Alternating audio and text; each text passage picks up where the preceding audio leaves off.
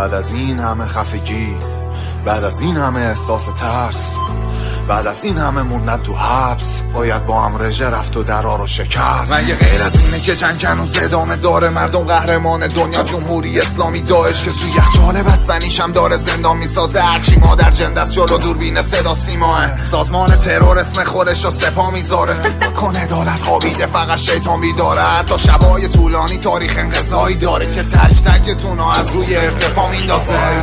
بچه هامون به شما سلام نمی کنن، به بهونه تا بازی گول تناب نمیخورن. دیگه نمیشینن سر جاشون از آن نمیشمرن، چون میبینن با این صدا دارن سرا رو میبرن. میبینن کودک و پیر و مرد و زنها رو میکشن. حالا ببین دارن کف شهرها جلاد رو میکنن. اونقدر قصه براشون